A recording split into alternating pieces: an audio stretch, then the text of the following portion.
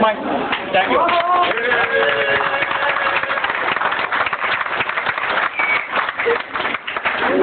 That's the 15th day I've got the warm seat with a piece of paper in my hand.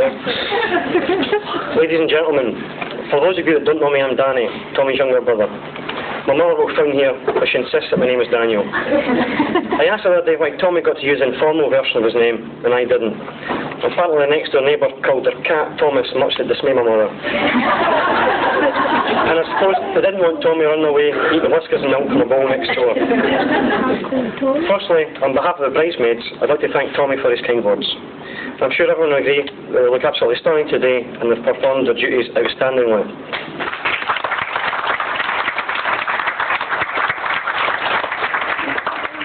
It couldn't have been easy dragging Susan to the chapel today, especially considering the issue what the outcome would be.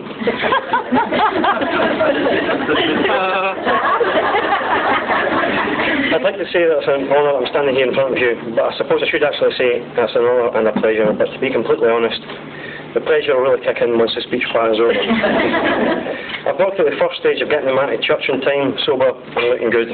Well, 2 to 3 ain't bad, I'm not past the something. Struggle on the second bit. Since we're in the modern era, I thought I'd utilise the internet to try and get some information, so I spent hours and hours and hours on surfing, found some really, really good stuff. I remember there's meant to be looking at best man tips.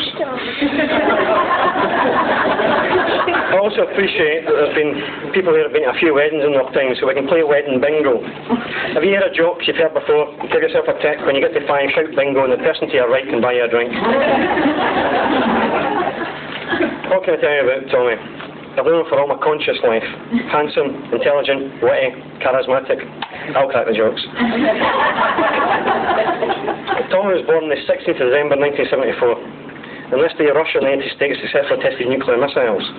I'm curious if the fallout from these tests managed to make its way along the air currents and lead up to Civil War submarine. At least that'd explain a few things. Apparently the staff at Stirling Royal refer to December the 16th as Ugly Day. That would be my hobby. In fact, the name Kennedy, or Canada, as it is historically, translates to ugly head. So how's that, Susan? Keep that quiet. Mr. and Mrs. Ugly.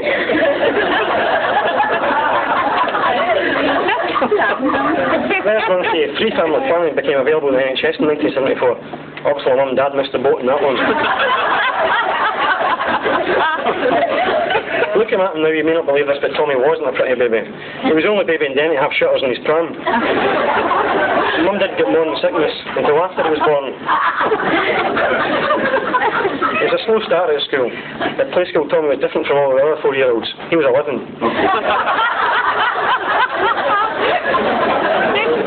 By the time he was 14, Mum and Dad were getting very concerned about his performance. He wasn't just falling behind, he was getting lapped. Friends used to ask him what they thought Tommy would be when he left school. He used to say, 35.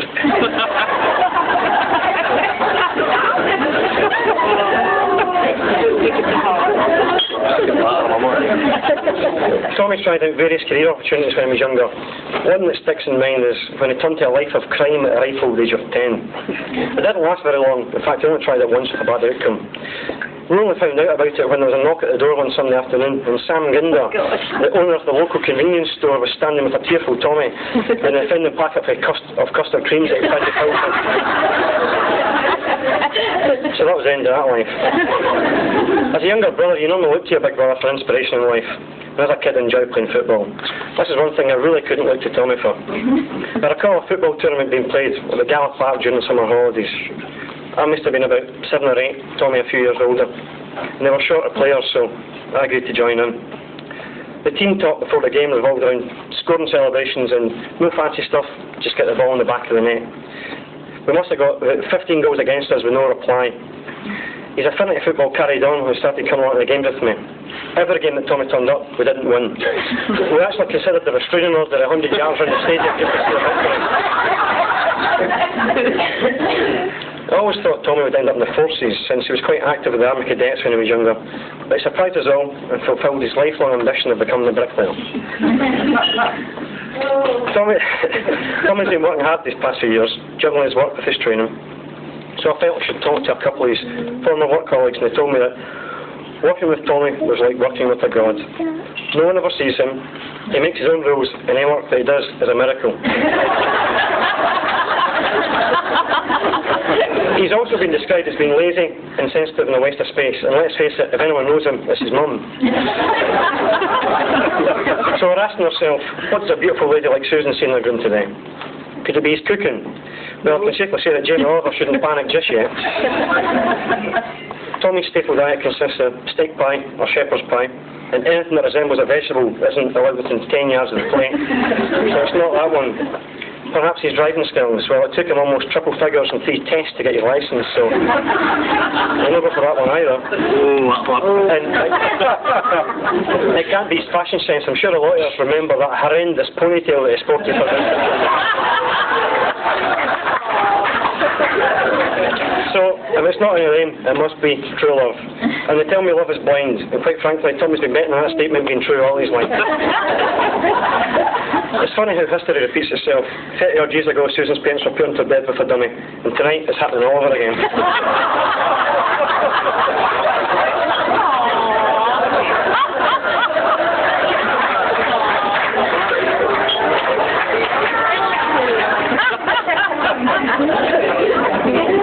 I'll stop the assassination of Tommy at the moment, and I'll see if I've got some advice here to give to Susan. So refrain too many activities just yet. I've dinner ready. Plan ahead even the night before to have the delicious meal ready on time for his return. Yes. That's a way of letting him know that you've been thinking about him and are concerned about his needs. Most men are hungry when they come home, and the prospect of a good meal, especially favourite dish, is part of the warm welcome needed. Prepare yourself. Take 15 minutes to rest so you'll be refreshed when he arrives. Touch up your makeup, put a ribbon in your hair, and be fresh looking for him. He's just been with a lot of work-weary people, and his boring day made in a lift, and one of your duties is to provide him. Stick with this, come on. Clear away the clutter. Make one last trip to the main part of the house just before your husband arrives. Gather up school books, toys, papers, and run a dust cloth over the tables. Over the cooler months of the year, light a fire for him. Your husband will feel he's reached a haven of rest and order, and it will give you a lift too. After all, catering for his comfort will provide you with immense personal satisfaction. Prepare the children. Take a few minutes to wash their hands and faces, comb their hair, change their clothes. They're little treasures and you'd like to see them playing the part. When he arrives, we'll minimise all noise. At the time of arrival, eliminate all noise of the washer, dryer and vacuum. Try to encourage his children to be quiet. Be happy to see him and greet him with a warm smile and show sincerity in your desire to please him. Listen to him. You may have a dozen important things to tell him, but the moment of his arrival is not the time. Let him talk first. Remember, his topics of conversation are more important than yours. Make the evening his. Never complain if he comes home late or goes out to dinner or other place of entertainment without you. Instead, try to understand his world of strain and pressure and his very real need to be at home and relax. Your goal is to try and make sure the home is a place of peace, order and tranquility, where your husband can renew himself in body and spirit. Don't greet him with complaints and problems. Don't complain if he's late home for dinner or even if he stays out all night. Count this as minor compared to what he might have gone through that day. That's really good. Oh no. Make him comfortable. Have him lean back in a comfortable chair or have him lie down in his bedroom. Have a cooler warm drink ready for him.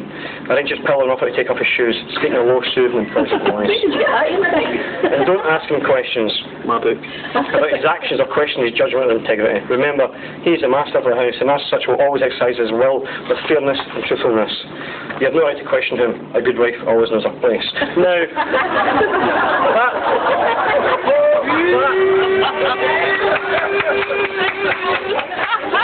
that article was taken from a 1955 edition of Housekeeping Monthly. Right, so I'll leave that to you, and you can edit it as you see fit and bring it into modern times. I'd like to take out some time to read some cards before I get shot. Sorry we could not be with you on this special occasion. However, we will raise a glass or two to toast you, your lifelong partnership. Best wishes, Archie, a.k.a. Wee Snowy and Maggie. Yes. That's where come on old thing, that. Canadian. Wishing you both everything you wish for yourselves. Love and best wishes, Helena. Be happy today and always, Stephanie. Oh.